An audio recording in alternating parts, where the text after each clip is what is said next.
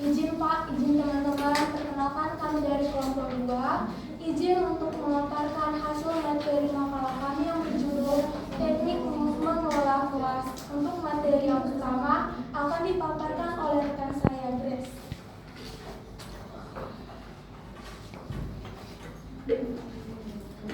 Baik, di sini bagian pertama yaitu tentang manajemen kelas dan bagaimana peran guru dalam pengelolaan kelas. Manajemen kelas merupakan rangkaian kegiatan yang dilakukan guru secara sadar dan terencana dengan tujuan menciptakan kondisi pembelajaran yang optimal. Kelas bukan hanya ruang fisik, tempat berkumpulnya siswa dan guru, tetapi merupakan suatu lingkungan belajar yang memiliki dinamika sosial, interaksi, serta aturan yang saling berkaitan. Guru memiliki peran sentral dalam menciptakan suasana kelas yang kondusif agar proses belajar mengajar dapat berlangsung dengan efektif dan efisien. Tanpa manajemen kelas yang baik, pembelajaran akan mudah terganggu oleh masalah-masalah yang muncul, baik dari siswa maupun dari guru itu sendiri. Oleh karena itu, manajemen kelas tidak dapat dipisahkan dari proses pengajaran karena keduanya berjalanan beriringan dalam setiap kegiatan pembelajaran. Guru memiliki dua tugas utama dalam pembelajaran, yaitu mengajar dan mengelola kelas.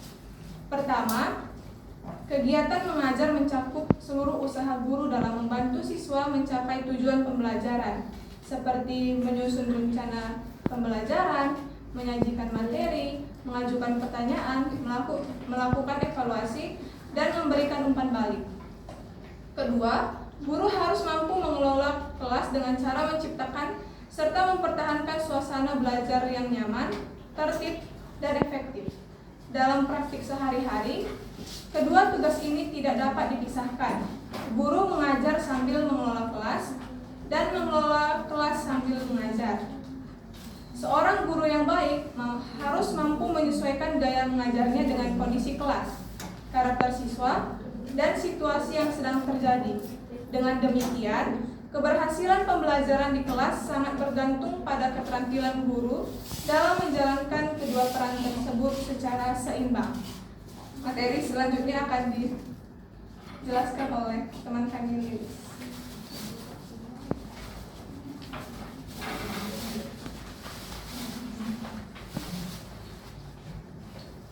B. Jenis-jenis masalah individual dan kelompok yang sering muncul dalam kelas.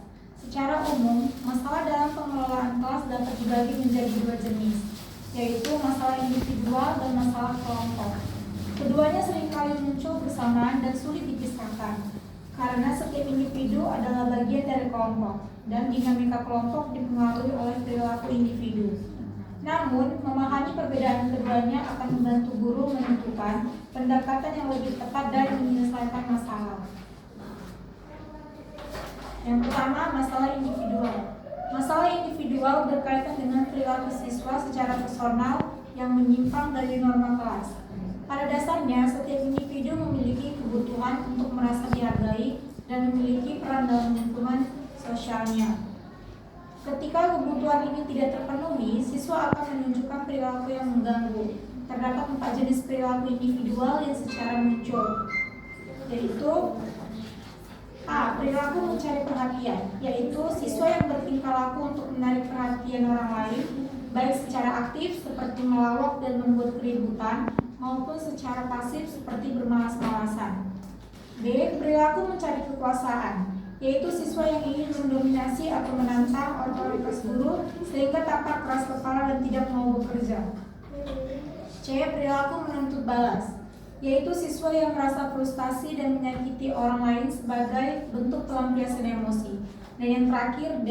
Perilaku menunjukkan ketidakmampuan, yaitu siswa yang merasa dirinya tidak mampu sehingga menyerah dan tidak mau mencoba. Guru dapat mengenali keempat masalah ini melalui respon emosionalnya sendiri. Jika guru merasa terganggu, mungkin siswa sedang mencari perhatian.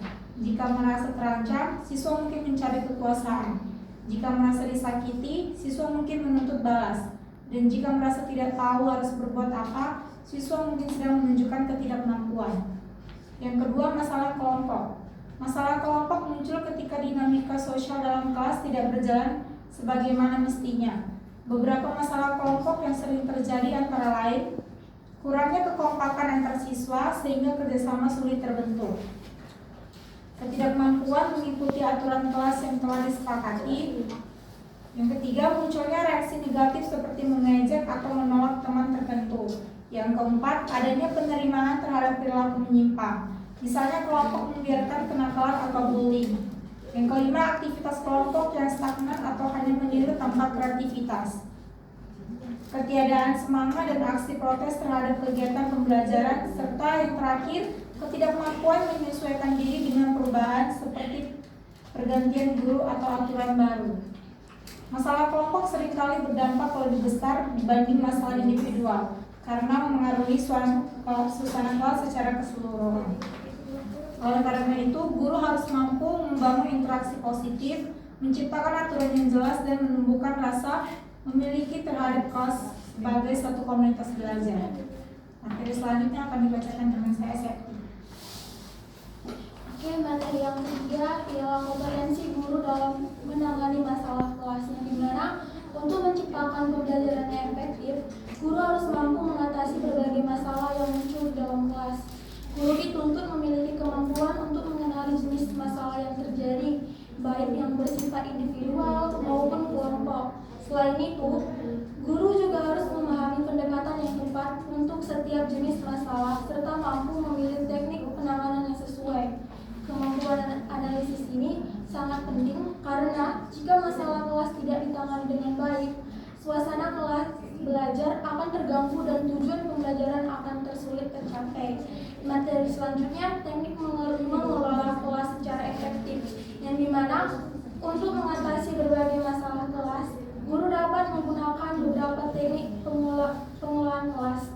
Yang pertama, guru perlu menciptakan aturan kelas secara bersama dengan siswa agar muncul rasa tanggung jawab dan kepemilik terhadap aturan tersebut. Yang kedua, guru harus mampu menerapkan komunikasi positif. Yang ketiga, hubungan antara guru dan siswa. Yang keempat, guru harus menciptakan pembelajaran yang aktif, kolaboratif, serta kontekstual agar siswa tidak merasa jenuh. Dan yang terakhir, guru perlu mengelola lingkungan fisik kelas seperti posisi tempat duduk, sirkulasi udara, dan pencahayaan agar mendukung proses belajar. Di akhir pemaparan materi kami akan saya akhiri dengan kesimpulan.